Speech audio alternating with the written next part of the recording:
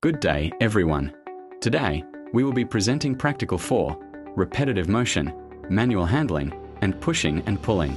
This assessment was conducted in a real motorcycle workshop, and our goal was to evaluate ergonomic risks using 3 well-established tools: the ART tool, the MAC tool, and the RAP tool.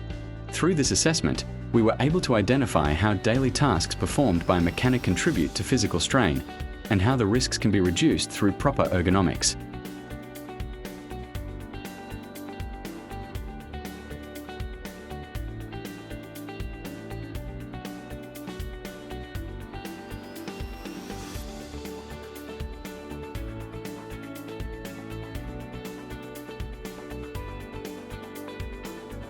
Motorcycle workshops involve a lot of physical activity.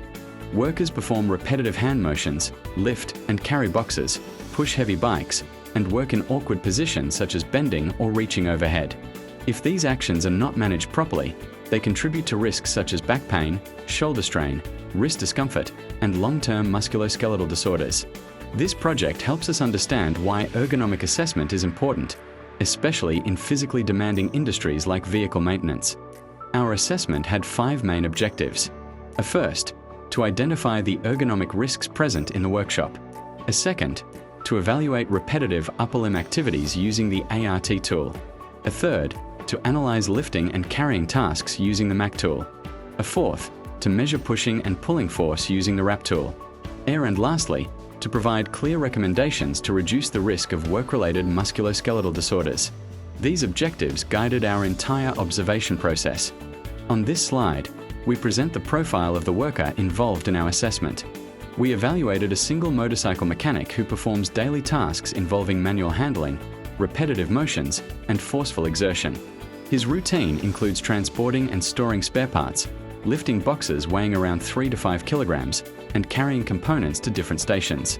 He also performs repetitive arm and hand movements when reaching and organizing parts, especially at various shelf heights.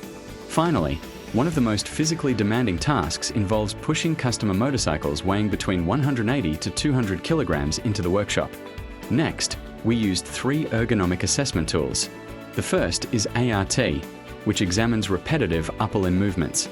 The second is MAC, used to evaluate lifting and carrying tasks and their associated risks.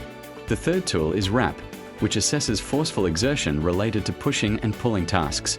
Using these tools together provided a complete picture of ergonomic risks in the workshop. The ART tool helps assess risks related to repetitive arm and hand motions. It looks at arm movement frequency, force exertion, awkward postures such as neck bend or wrist deviation, and break periods. Scores from these factors determine whether the task poses a low, moderate, or high risk and whether intervention is needed. The MAC tool evaluates lifting, lowering, and carrying operations. It examines key risk factors including load weight, vertical lifting zones, torso twisting, grip quality, and overall hand distance from the lower back.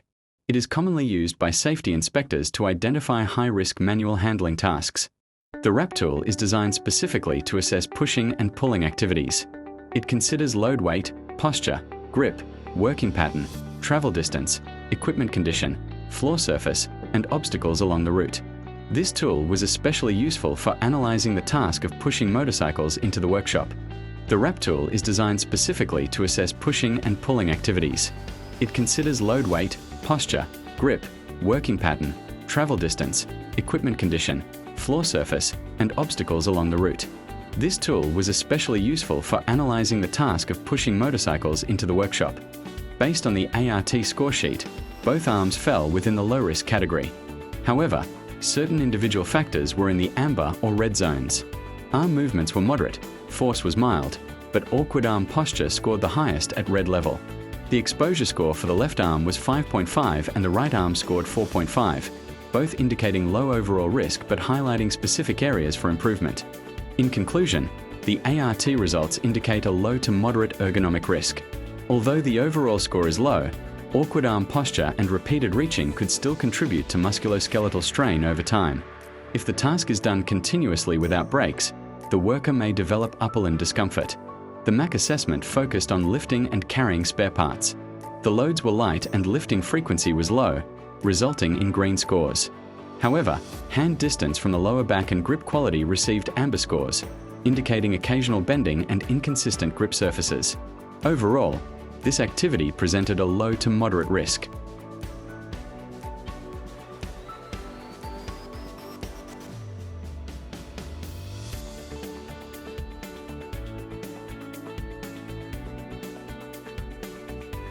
Here we see the detailed MAC scores. Lifting received a total score of 2, placing it in the moderate risk category.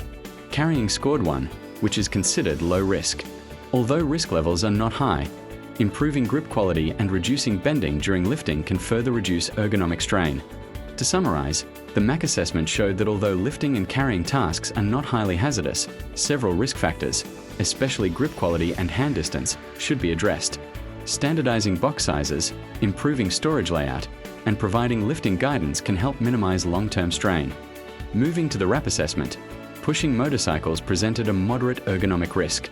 A motorcycle weighing around 180 to 200 kilograms requires significant manual force. The mechanic often leans forward and raises his arms while navigating corners, which increases the ergonomic load.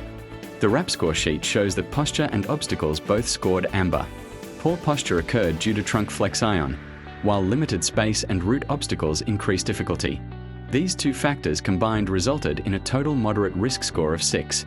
Overall, the RAP assessment highlighted that pushing motorcycles is the highest risk task among all activities analyzed. The force required, combined with awkward posture and environmental obstacles, increases physical stress and the potential for injury.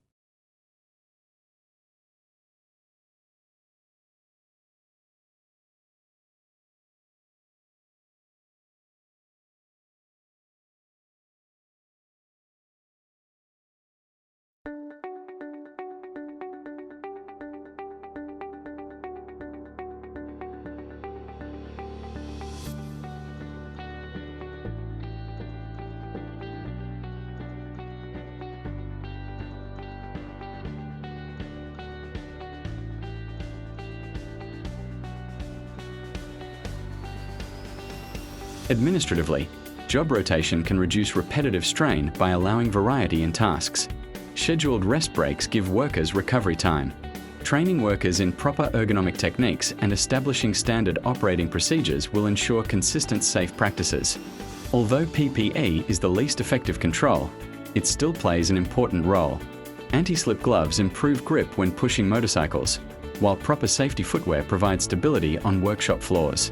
These simple improvements help reduce slips, strains, and hand fatigue.